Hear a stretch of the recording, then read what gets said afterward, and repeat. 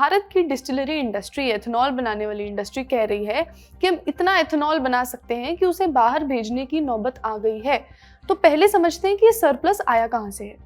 Care as ratings की मई की एक रिपोर्ट है, उसके मुताबिक भारत की एथेनॉल प्रोडक्शन कैपेसिटी यानी एथेनॉल बनाने की कुल क्षमता अब 2000 करोड़ लीटर सालाना से ज्यादा हो चुकी है। इस फाइनेंशियल ईयर में 400 करोड़ लीटर और जुड़ने वाली है। इस कैपेसिटी का मतलब है इतनी मशीनरी, इतने प्लांट्स लग चुके हैं जो चाहें तो करीब 2000 करोड़ लीटर एथेनॉल बना सकते हैं। लेकिन एथेनॉल बनाने वाली कंपनियों के हिसाब से डिमांड यानी भारत में जो असली मांग है वो स्पीड से नहीं बढ़ी। सरकार का E20 ब्लेंडिंग प्रोग्राम यानी पेट्रोल में 20% एथेनॉल मिलाने की स्कीम हर साल सिर्फ करीब 1100 करोड़ लीटर एथेनॉल खपाती है। इसके अलावा नॉन फ्यूल यूजर्स हैं जैसे शराब कंपनियां, दवा की कंपनी, केमिकल कंपनी, जो मिलकर करीब 300 से 350 करोड़ लीटर और इस्तेमाल करती हैं। इन दोनों को जोड़ दें तो करीब 700 करोड़ लीटर कैपेसिटी ऐसी बचती है जिसका कोई इस्तेमाल नहीं हो रहा।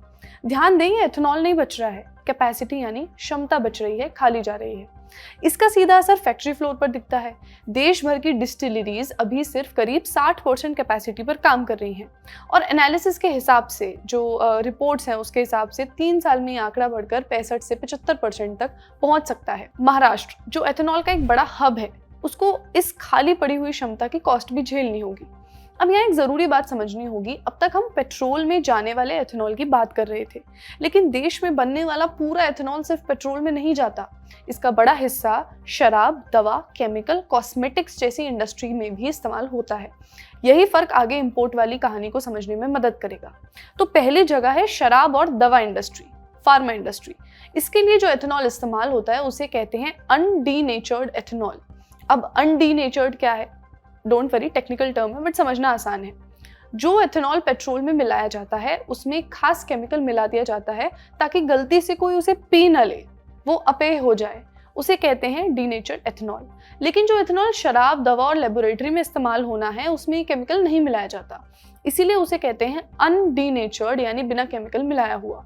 भारत की कुल एथेनॉल मांग का करीब 20% हिस्सा इसी अनडीनेचर्ड एथेनॉल का है, जो जाता है इंडियन मेड फॉरेन लिकर में, देसी शराब में, दवाओं में और लेबोरेटरीज में।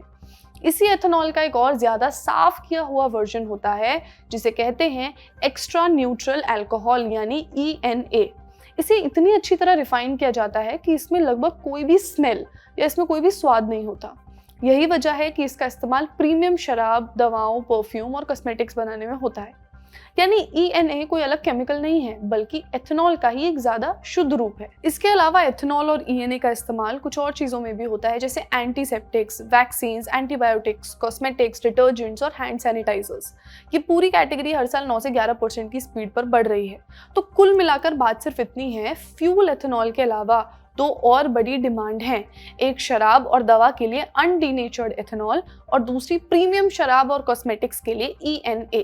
ये दोनों मार्केट लगातार बढ़ रहे हैं। आमतौर पर इनकी जरूरत डोमेस्टिक प्रोडक्शन से ही पूरी हो जाती है, लेकिन जब किसी साल सप्लाई कम पड़ती है या बाजार में कीमतों का फर्क ज्यादा हो जाता है, तब इन्हीं सेक्टर्स की मांग पूरी करने के लिए एथेनॉल इंपोर्ट करने की जरूरत पड़ती है। तो असल में एक ही फैक्ट्री 3 अलग अलग दुकानों के लिए माल बनाती है, फ्यूल ग्रेड एथेनॉल, अनडीनेचर्ड एथेनॉल शराब दवा के लिए और ENA प्रीमियम प्रोडक्ट्स के लिए। फर्क सिर्फ प्योरिटी यानी शुद्धता के लेवल का है और डीनेचरिंग यानी उसे न पीने लायक बनाने के प्रोसेस का है। कच्चा माल अक्सर एक जैसा ही होता है, गन्ना, मक्का या चावल। अब सवाल यह है कि अगर सरप्लस है तो एक्सपोर्ट क्यों नहीं कर देते हैं पहले ही? यही एक कानूनी दीवार सामने आती है। Grain ethanol manufacturers association of India के मुताबिक फर्स्ट जनरेशन एथेनॉल यानी वो एथेनॉल जो सीधे गन्ने, मक्का या अनाज से बनता है, उसका एक्सपोर्ट फिलहाल बंद है, वो नहीं हो सकता है नॉर्मल सिचुएशन में। सिर्फ सेकेंड जनरेशन एथेनॉल यानी फसल के बचे हुए हिस्से और बायोमास से बना एथेनॉल ही पूरी तरीके से एक्सपोर्ट किया जा सकता है। तो जिस बड़े सरप्लस की बात एडा कर रहा है वो ज्यादातर फर्स्ट जनरेशन एथेनॉल है और कानूनन वही अभी एक्सपोर्ट नहीं हो सकता। यही वजह है कि एडा का ये प्रस्ताव अभी एक डिमांड है। भारत भी थोड़ा सा नॉन फ्यूल ग्रेड एथेनॉल का एक्सपोर्ट करता है। नॉन फ्यूल ग्रेड यानी जो ब्लेंडिंग में काम नहीं आता, उससे अलग जो एथेनॉल है जिसके बारे में हमने समझा वो कहाँ का काम आता है। तो इंडिया भी इसे थोड़ा बहुत एक्सपोर्ट करता है, अफ्रीका के कुछ देशों में और नेपाल जैसे पड़ोसी देशों तक भी पहुंचता है। नेपाल भी पेट्रोल में 10% एथेनॉल ब्लेंडिंग की दिशा में आगे बढ़ रहा है, लेकिन उसके पास इतना फीड स्टॉक नहीं है, कच्चा माल नहीं है और डिस्टिलरीज नहीं है कि वो बना सके। इसी वजह से भारत जैसे देशों से सप्लाई की संभावना पर बात हो रही है।